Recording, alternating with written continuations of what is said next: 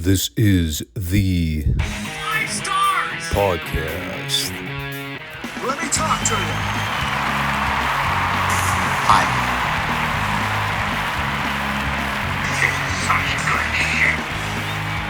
So, what do you guys want to talk about?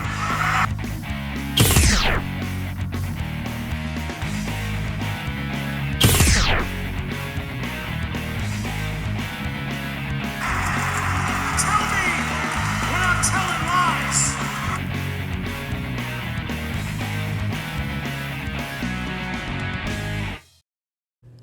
Thanks, guys. Back to you. Who's ready to hop aboard another Monday podcast special? I sure am. It's been, a solid 2 days since the last one went up. You can never get enough for the Five Starr Wrestling Report.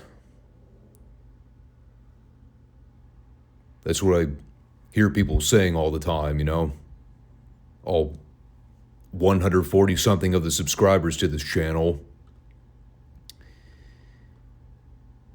Hope everyone's doing well. It's time to dive back into the wonderful world of classic wrestling coverage. Try to say that 10 times fast. It is the Monday show. It is also the wrestling podcast no one knows but everybody needs. Here on YouTube and Rumble on Mondays and Fridays for tons of great fun wrestling discussions. Sometimes not so fun depending on how good or bad the shows are.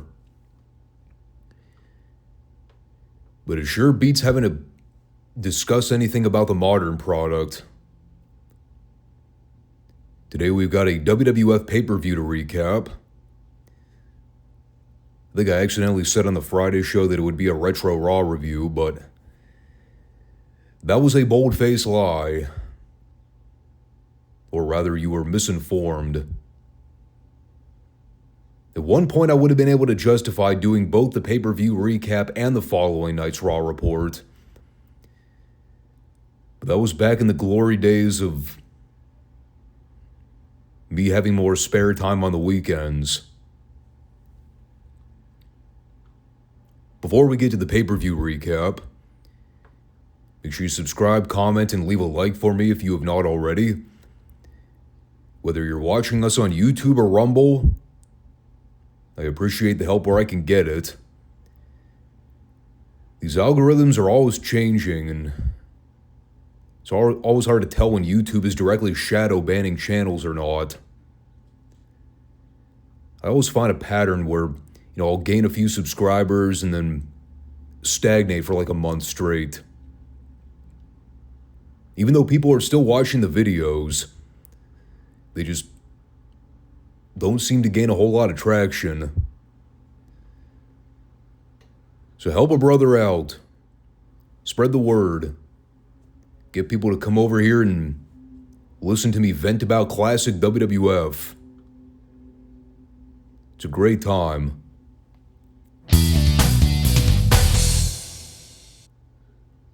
So let's get into In Your House. Whichever one we're on now. Number 15, I think. A cold day in hell was the tagline. It sure was. May as well have taken place in hell.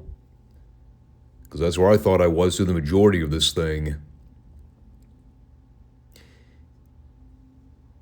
The thing is, I wouldn't even say the show was bad. There was some bad stuff on it, but overall, it was not a horrible pay-per-view. In fact, there were some reasonably good moments on it. So much of it, though, was just pointless. We talked about them only really advertising like 1 or 2 matches ahead of time. The only real selling point was the obvious.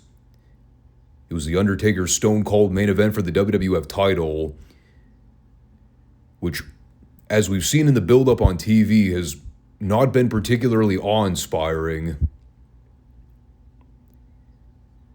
They held it from the Richmond Coliseum on Mother's Day, no less. How about that for a great Mother's Day gift? Let's go see WWF In Your House 15 live. And we'll touch on the important matter with everything that happened on the card. Some storyline related stuff that happened throughout the course of the 2 hours.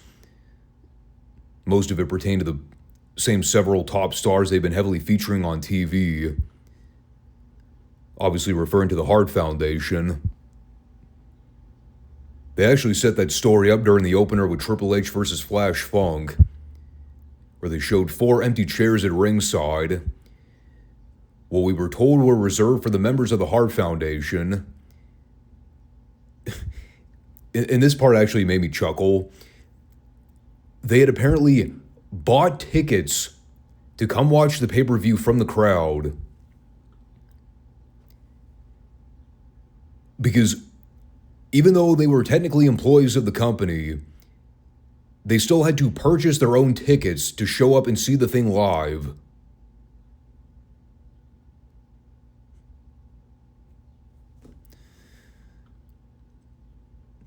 Wrestling logic.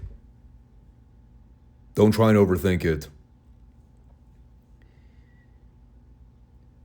As far as this match goes, this one they just kind of threw on the card as a prelim to fill space.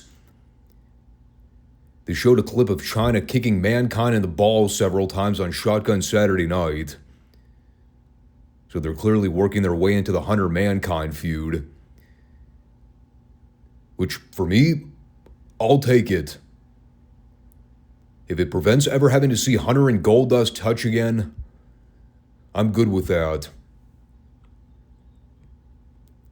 Do I recall anything substantial about the Mankind Triple H feud?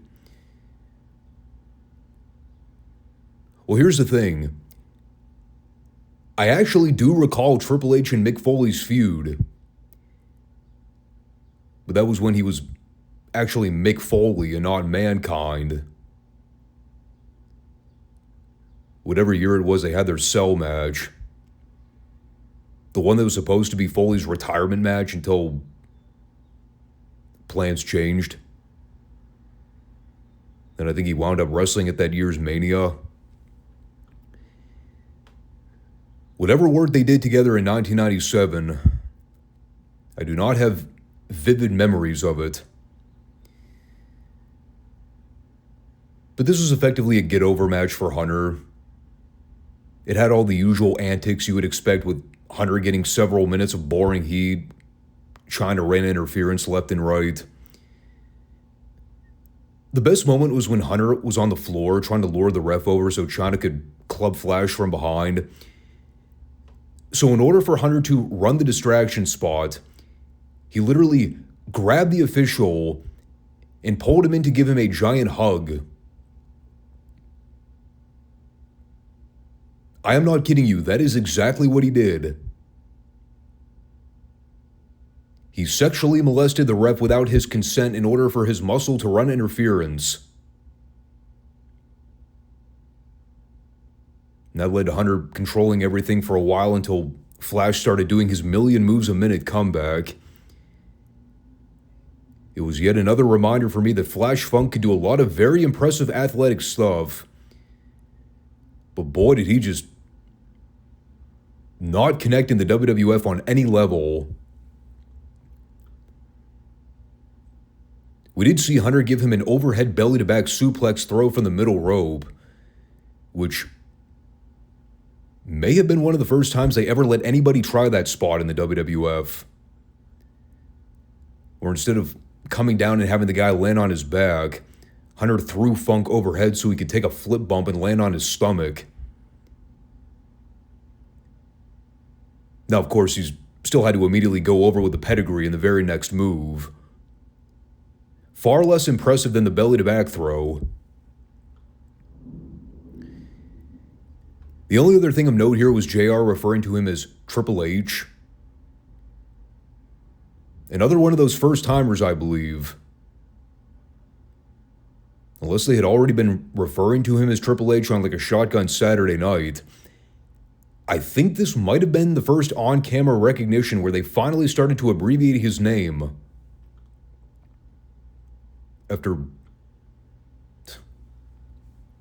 what, fucking 2 years of them calling him Hunter Hearst Helmsley at every other sentence? Vince finally woke up and said, "God damn it, pal. Why are we just calling him Triple H for short?"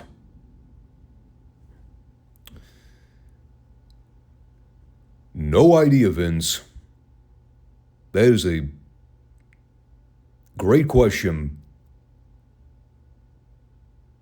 Been wondering the same thing since 1995. Oh yeah, and they also had China crotch funk on the top rope before the segment ended. Because that's what Flash Funk needed in order to restore his credibility. After getting punked out by a woman on multiple occasions in this match, let's have China pick him up and drape him balls first over the top rope. May as well just piss in his mouth while he's down. What further damage could it possibly do? And so then we came out of that directly into the Shamrock interview. Because that's precisely what we needed. Was to hear Ken Shamrock talk. Said nobody in history. Thankfully they kept it short and just had him talk about being in the zone for his upcoming match with Vader later on. It was painless enough for what turned out to be a 30-second interview. And that took us to Mankind versus Rocky Maivia. Another one of those throw-in prelims at the very last minute. You know, it's funny, I was just talking a minute ago about Hunter and Foley having a much more notable feud several years down the road. Same can be said for Rock and Foley. They definitely had their fair share of notable matches throughout history. The most notable one arguably being their I Quit match at the Royal Rumble. Whichever year that was. 99, 2000. I think it was 99. And all it took was 6 unprotected chair shots to the back of Foley's head to make it famous. Make of that as you wish. And that match was at least for the title. This was just Rock and Mankind having a forgettable throwaway prelim match on a random in your house card in 1997. It really goes to show how quickly the landscape can change. All that being said, it was still a fairly decent match. It only got like 8 minutes, but they still packed a good amount of action into it. They're obviously slow burning with this Rocky heel turn, so he's still doing the vanilla, peachy, happy to be here shtick. His pre-match promo was him basically saying, "I've had a lot of success in the WWF since I debuted, but I've also seen just how quickly things can change as well. So I have to keep giving it 110% effort."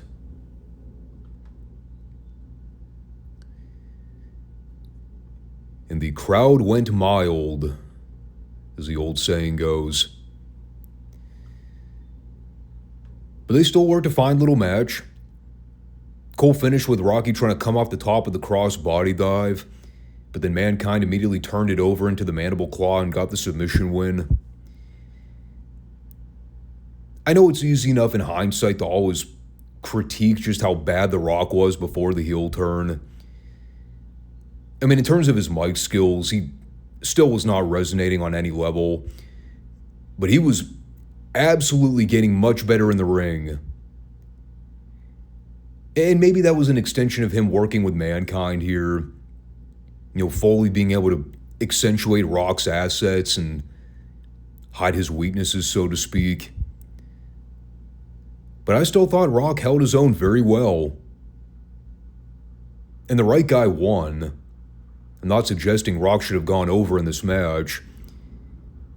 Again, they're about to turn him heel over the summer, so they need to do the tear-down part of the story in order to get to where they're going to go when he eventually joins the Nation. So this is all fine. I had no issues with anything they did here. The same cannot be said for this gauntlet match with Ahmed Johnson versus the Nation. I had many issues with this. Beyond having to suffer through Ahmed going Broadway in a fucking damn near 15-minute match. That is a level of torture only fitting for the WWF product in 1997. Which, by the way, they made people pay for. It is also important to recall the stipulation they set up ahead of time for this. Keyword, had Ahmed managed to defeat the Nation in this gauntlet match, then Farouk vowed he would disbar the group as it currently stands. Now, with me being old and not having very fond retentions of the earliest version of the Nation of Domination in the WWF, beyond the fact that it sucked, I figured the only reason they booked this match to begin with was so they could start fresh and whitewash this absolutely botched Nation faction. Shows how much I fucking remember. So let's address problem number one. They started the match with Crush versus Ahmed. And if you remember anything about that abomination of a TV match they had several weeks ago on Raw, the one that they taped in South Africa and was so bad it hurt the people's feelings, well, they decided to have those two start the match off. A poor decision. I mean, their ring chemistry meshed like oil and water. The thing I loved is that they had Gorilla Monsoon come out before the match to make all the members of the Nation leave ringside. But rather sending them to the back, he sent them to the top of the stage, which,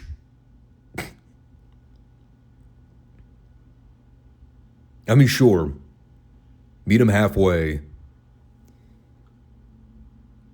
It did help to prevent interference, which was Monsoon's goal. It also set up the story throughout the match where Savio and Crush kept calling for the other members of the Nation to come down to lend a hand. But obviously they couldn't because, well, they were being restrained by an invisible wall, apparently. There was a giant vortex that prevented all the members of the Nation from coming down the ramp to help out. I also don't know if this is true or not. I have no reason to doubt it was the case. JR talked about Crush and Savio not coming into this thing at 100%. Savio was selling an ankle injury, but Crush, we were told, apparently had the flu. And with Savio, he was most definitely working. Like, he started off favoring the ankle, but then he ended up taking control of the match, and at that point it was obvious he was feigning it. Even knowing that, though, I also don't know why they would voluntarily work a storyline where the heels were coming into this thing at less than 100%. Again, though, I have no reason to doubt that Crush was legitimately sick. But he still gutted it out, so hats off to him. He was still very bad in this match, but I'm trying to throw him compliments where I can.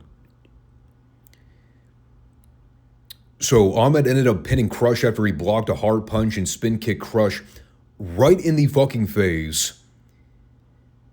And I did confirm, having watched it back, he absolutely potatoed poor Crush with that spin kick. And so that, of course, brought Savio down as he hobbled and wobbled down to the ramp, bad ankle and all.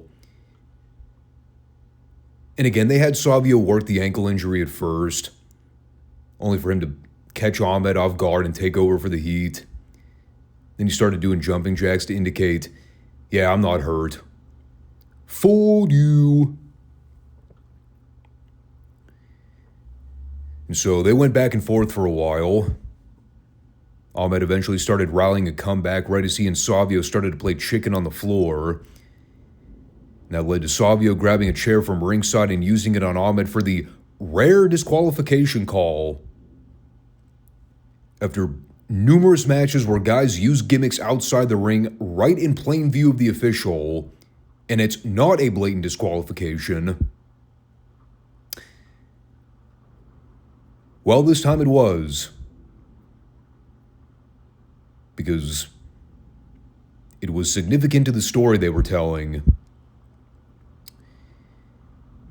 And so they used the DQ on Savio to set up the injury angle where he goes after Ahmed's kidneys and other bodily areas. And as he continued to soften up Ahmed, Farouk came down to reveal that he also has been working his arm injury as of late. He pulls off the sling and starts immediately going after Ahmed for a few minutes. And I will give them credit here. They actually got the fans into the last few minutes of this thing with Ahmed trying to fight back and pull out the upset win after he hit Farouk with the Pearl River plunge. But of course he was too hurt to capitalize, so he only got a 2 count out of it. And that, believe it or not, actually got some legit heat from the fans. And not the bad kind of heat. It was the good heat. And so you're thinking, well, Ahmed didn't get the job done there, but surely he'll manage to pull out the miracle of a lifetime and get the win over Farouk when you least expect, and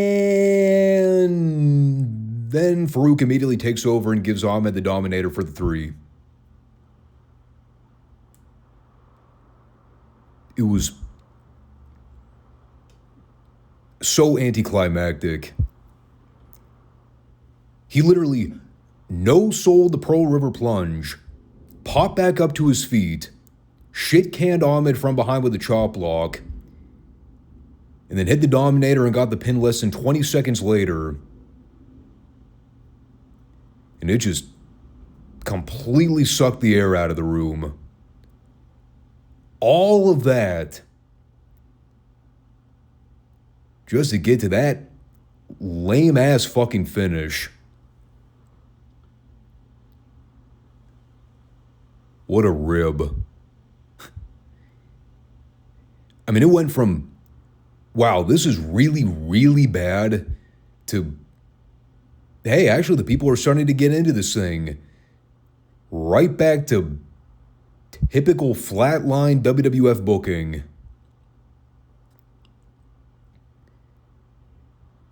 I don't know why in my head I had thought that this would be the way they did away with that whole first incarnation of the Nation of Domination. I guess it just made too much practical sense in my mind. I mean, they had the perfect opportunity to have Ahmed beat the group, get a decisive win to put this feud to closure, get rid of all these goofball job guy members, and start from scratch.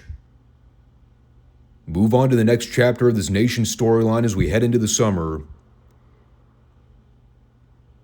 Instead, they did this. They had Ahmed lose the blow-off. Why? Because we needed to swerve everybody. Who fucking knows? This storyline sucks. This faction sucks. I will debate anybody on this topic until I'm blue in the face.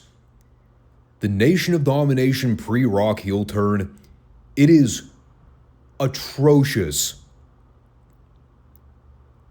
Like, it is some of the worst stuff we see on a consistent basis on television. Everybody in this group is a dork. They all get made to look like idiots at every turn. Yet they still wound up going over Ahmed in the one fucking match where the babyface should have gone over clean. You truly cannot make this shit up. It was unreal. And you know what else is unreal? Thinking back to the fact that Shamrock's in-ring debut with the WWF was on a random In Your House with Vader. I mean, there's a lot that I recall about Shamrock's run in the WWF. Him debuting against Vader in a no-holds-barred match, that is not among the more standout career moments. And I don't even know what it is about it. You know, the fact that the match was just kind of there, the fact that the build to it was more about Shamrock versus Mike Tyson than it was about Shamrock versus Vader. I mean, it was kind of a one and done, wasn't it? Like, when I say it was kind of there, I mean, it was on the card, but there was never really any expansion of the feud. Like, this was the blow-off. And it also plays into the theme of what we already talked about at the beginning. Objectively, this was not a bad match. The one thing I appreciated is that they announced it as a no-holds-barred match and pretty much kept true to the form of what a no-holds-barred match used to be. At least with how they did it in Japan, where the only way to win was by knockout or submission. No pinfalls. You know, then of course it got watered down later on and they just started referring to no-holds-barred matches as generic versions of street fights or no DQs. But this was stiff. It was hard-hitting. But it wasn't reckless or dangerous in a non-working way. Not like with what they did with the Brawl for All concept. Like, when you take into account that this was Shamrock's first big feature under the spotlight, he did very well for himself. I mean, he certainly looked comfortable. Didn't look out of place or lost at any point. That's why I always had a tremendous amount of respect for Shamrock in the WWF. Like, the fact that he made that crossover from the MMA world and took to the WWF style almost immediately. Minus the talking part. But they had a solid story going with Vader working the big, ugly, bully heel role. Shamrock worked great in the underdog babyface role. Understanding that they weren't going to go out there and wrestle a technical clinic, it was, in my opinion, what the Brawl for All concept could have been. You had Russo not gotten involved and turned it into a goddamn circus machine. You know, they could do shoot-style matches, but still keep them within the boundaries of a working environment. That was where they went wrong. When everything became a free-for-all and guys were legitimately getting hurt. I thought Shamrock's selling was on point. He took a nasty bump out to the floor here, too. When Vader went to elevate him in a suplex position and dumped him over the top rope. I mean, it was gnarly with the way Shamrock landed on the mat. He's lucky he didn't hurt himself, because that could have gone horribly wrong. And so Vader continued to dominate until he went up and sort of missed the moonsault. And by that I mean he still connected with it, but that was not the intended spot. Shamrock was supposed to move out of the way. But it led to Shamrock taking over and going after Vader's knee. There was a great fucking spot where Vader went to level Shamrock with a forearm and nearly took his head off. I wish they would have worked that more. Because Shamrock sold it like he got his lights knocked out. Sold the hell out of it. But then he just picked Vader's ankle and immediately got him to tap out with a submission hold. So that was a bit of a missed opportunity. But on the whole, this was probably light years better than I think a lot of people were anticipating for the time. I don't know what the expectations were going in. I wish I had recollections of it beforehand, because up until I saw it again, I was convinced I'd never seen it, period. But like, I know that's not the case. I had to have seen this at some point growing up. But it definitely served as one of those career-making moments. It put Shamrock on the map as somebody who can make it big in the WWF. Had booking not gotten in the way of things. And I've talked before about how I thought they missed their window severely on giving Shamrock a run with the WWF title in '98. When he was white hot. I mean, I understand they had a lot of talent at that point. But seeing how popular Ken got within the span of the next year, I mean, it really baffles me that he never got a run with the belt. Of course, it also didn't help that they eventually booked him in a match with Davey Boy over the summer, where the whole thing ultimately became about dog food. And you can thank you-know-who for probably spearheading that dumbass idea. I know he's about to get involved in some big stuff throughout the fall and early winter period. I think eventually he gets a title match against Shawn, and then... well, I can't think of the whole timeline off the top of my head. I know he eventually fused with The Rock, too. And that was another major milestone in his career. That WrestleMania 14 match with him and The Rock for the Intercontinental title. Lots of big moments to look forward to in the coming year. And so as the downpour continues outside, let's go ahead and talk about the main event of this pay-per-view. For the WWF Championship, it is Stone Cold Steve Austin challenging The Undertaker. A feud that has seemingly become more about Austin's ongoing beef with the Hart Foundation. After multiple weeks of him and Brett trying to cripple each other at every turn, now we have this detour feud with him challenging Taker for the belt.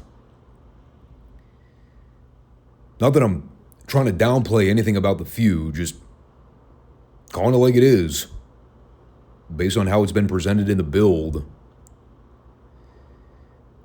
Taker versus Austin is a very well-renowned feud in the WWF record books. Here in 1997, it was sort of a pit stop program of sorts.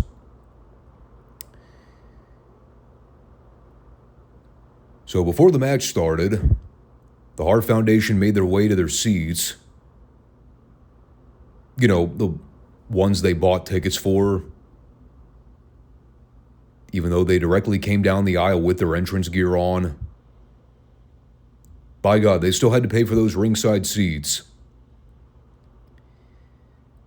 For the record, too, I do not believe this pay-per-view sold out. There might have been a strategy to why they did this.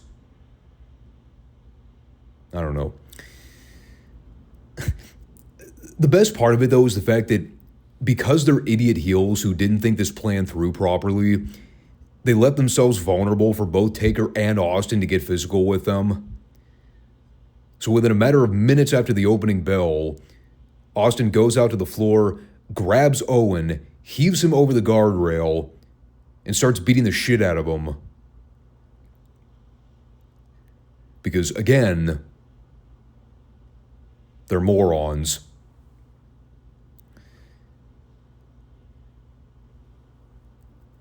So this match definitely took a while for it to get going. A lot of the earlier highlights were them filming the Hart Foundation's reactions to everything at ringside. Mainly them laughing whenever Austin was getting worked over. Or them occasionally jaw-jacking with fans. But they had a pretty patterned formula going with Austin targeting Taker's left knee. I've been outspoken in the past about Undertaker matches typically not being the most engaging whenever he has to fight from underneath. Not to say that Taker selling automatically made his matches boring. Just, it's always hard to buy the Undertaker as the babyface in peril. It never suited the gimmick. They did have Taker turn things around to go after Austin's knee. The thing to bear in mind is that this was not a traditional babyface versus heel title match. Like, in a way, Austin was kind of the de facto heel based on how the match progressed. But at the same time, he had already kind of established himself as a quasi-face after the I Quit match with Bret. So even though he wasn't a traditional hero, I mean, the fans were almost unanimously cheering for him. But a lot of it was evenly paced, with both guys controlling the pace at various points. I'll tell you my favorite moment in this match, without question. And we've seen Austin do this spot before, but to my knowledge, I don't think they've ever done it with Earl Hebner, which is what made the spot epic. So Austin kicks Taker in the groin, which I will forego the obvious why wasn't that a DQ complaint. I've been barking up that tree for months now. Point is, Austin kicks Taker low, and then as Hebner goes to admonish him, right as he turns his back to check on Taker, Austin flips the double bird on Hebner to a huge crowd pop, which made it even better when Taker caught Austin below the belt with a groin shot, and when Austin went to signal for the ref to call for the bell, Hebner looked down at him and goes, "Why? You cock-blocked Taker, so fuck you." And then he flips Austin the double bird while he's down selling. That moment right there solidified me watching this entire pay-per-view. For that one moment, Hebner telling Austin to fuck off after he got his receipt for an illegal ball shot. And so that set up Taker chokeslamming Austin. And as he went to set him up for the tombstone, Austin managed to hit Taker with a stunner. But as he went for the pin, Brian Pillman hit the timekeeper's table to ring the bell before Hebner could even count. So that served as their distraction spot so Taker could sit up and regain the advantage. And he did end up pinning Austin with the tombstone after a couple reversal teases. At which point the Hart Foundation all hit the ring to immediately go after Taker. And this was my second favorite moment of the pay-per-view. As Austin's on the floor watching Taker get stomped in the corner, he turns over his shoulder and sees Bret in the wheelchair. Now obviously the Hart Foundation wasn't by his side. And in the most unintentionally hilarious moment of the year 1997, Bret Hart, realizing that he was fucked, he sees Austin jump the guardrail, and with no ability to fend for himself, he accepts his fate as Austin tips over the wheelchair and steals one of his crutches.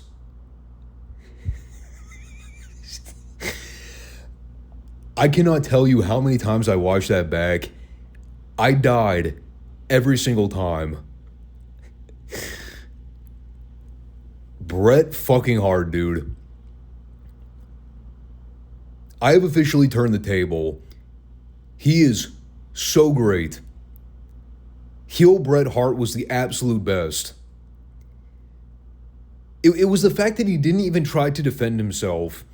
He saw Austin coming, went, "Oh fuck." And all Austin had to do was gently go over and tip the wheelchair over. And Bret went ass over tea kettle onto the concrete. The most iconic moment of the year 1997. Plus the Montreal Screwjob. But this was at least good comedy. I will never forget that moment for the rest of my life. And so that eventually led to Taker and Austin sending the heels fleeing. And then right as Fink got on the house mic and announced Taker the winner of the match, Austin took that moment and gave Taker the stunner to flip him the bird, right as he chased the rest of the Hart Foundation up the ramp.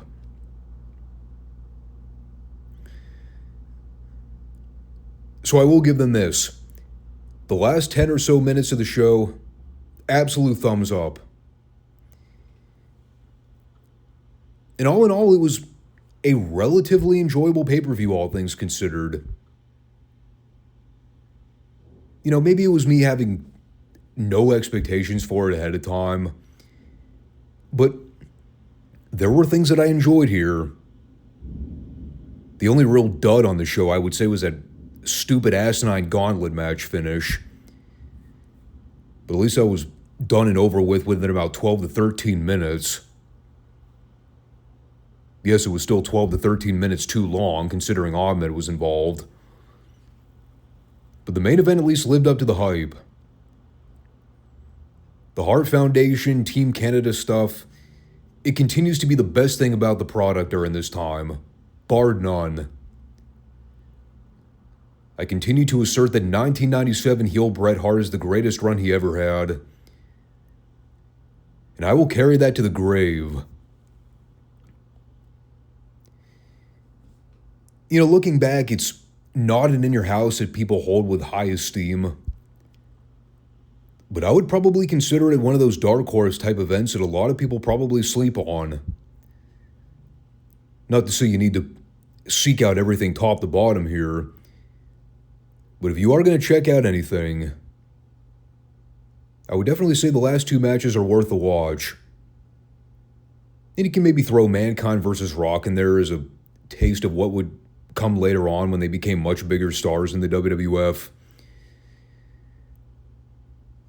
But yeah, I will consider this one a moderate success. This would normally be the point where we transition to the Retro Raw report, but we're not going to do one of those this weekend because I didn't get time. That's your excuse. Lovely how the rain decides to stop right at the tail end of the podcast. It always seems inevitable, right? The moment I fucking sit down to record something, you know how it'd be. Well, folks, thanks for checking out the show. And, oh yeah, I guess I should do some housekeeping for next week. So, next week's a little bit of a clusterfuck. So there will be a Friday show. You can bank on that. But there will not be a Monday show next week because I'll be out of town. But then in preparation for the following week's Friday show, I will be doing the WCW Capital Combat pay-per-view, but I will not be doing a Mid-South review. So it's going to be a little chaotic, but that is the game plan as of now. So no Monday show in a week, but there will be 2 Friday shows. One this coming week and one the following week. It'll just be slightly modified. I appreciate y'all working with me. For the people that solely come back to check out this show every week, it's just one of those deals where scheduling conflicts get in the way of things, and, well, I don't make money doing this. So you gotta make sacrifices somewhere. But I'll talk to you all soon. And thanks again. Take care and peace out, everybody.